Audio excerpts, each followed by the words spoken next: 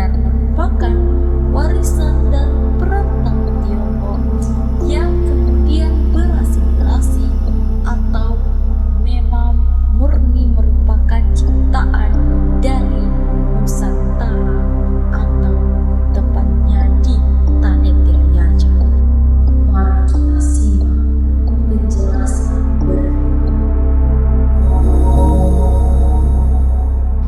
Awal mulanya itu yang istilahnya orang Cina yang kasih masuk, kasih belajar begini tuh, bilang tumbuh-tumbuh namanya begini atau cobekan. Dibilangnya di sini tuh kalau orang Cina ngasung-ngasung kan namanya itu. Sini baru bilang tumbuhkan.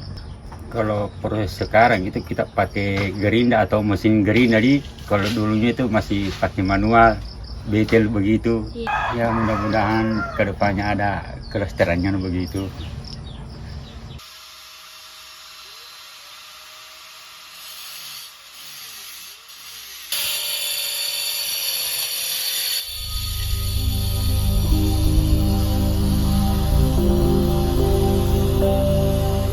Roto cobeka, sebuah alat sederhana namun merupakan jantung dari cita rasa masakan Nusantara. Di balik itu semua tersembunyi kisah dan sejarah yang berbeda-beda mengenai asal-usul kerajinan lokal tersebut.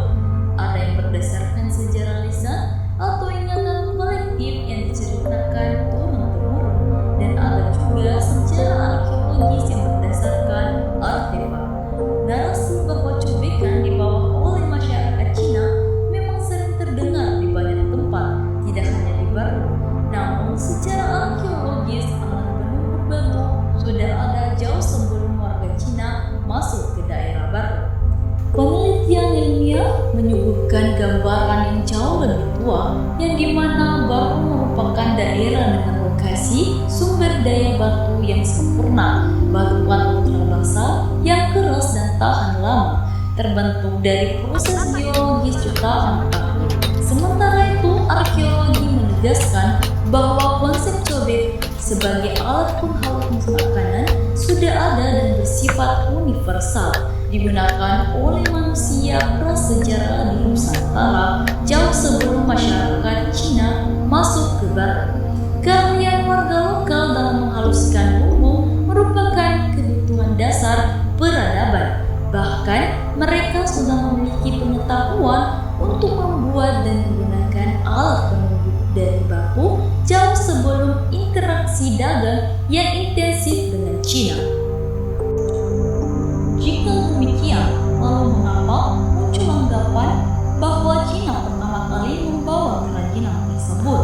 Jawabannya terletak pada peran masyarakat Cina dalam perdagangan, distribusi, dan akulturasi, bukan sebagai penemu atau pembawa pertama, di mana pada masa lalu Cina memiliki peran yang sangat dominan dalam jalur perdagangan maritim Nusantara. Warga Cina yang bermigrasi atau berdagang seringkali membawa keahlian dan pengetahuan mereka, terutama dalam bidang kerajinan dan perdagangan komoditas. Bahkan identitas penjual sangat lekat dengan barang yang dijual dari toko Cina atau pasar yang pedagang besarnya adalah keturunan Cina. Dari situlah muncul asosiasi kuat bahwa barang ini dibeli dari toko Cina, atau perlahan dalam ingatan kolektif bergeser menjadi barang tersebut berasal dari Cina atau dibawa oleh orang Cina.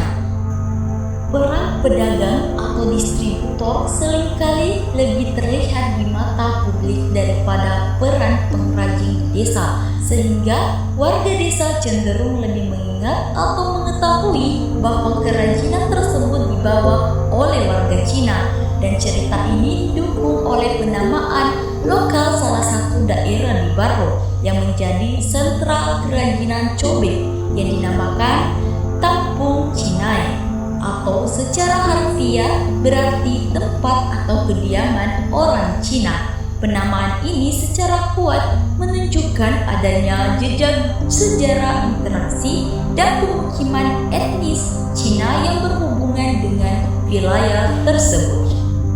Jadi, dapat kita simpulkan bahwa kedua cerita ini sama-sama penting Narasi warga mungkin menjelaskan bagaimana industri cobek modern dan komersial di Barro bermula, sebuah babak sejarah yang dipengaruhi oleh perdagangan luar. Sementara itu, penelitian ilmiah menjelaskan mengapa cobek itu ada, sebuah keharusan fungsional yang didukung oleh sumber daya geologi lokal yang melimpah. Jadi, dari sini kita banyak belajar mengenai kerajinan lokal dari daerah Barro. Semoga video ini dapat menjadi tempat belajar kalian untuk lebih mengetahui kerajinan batu cobekan. Sekian dari video ini, sampai jumpa kembali.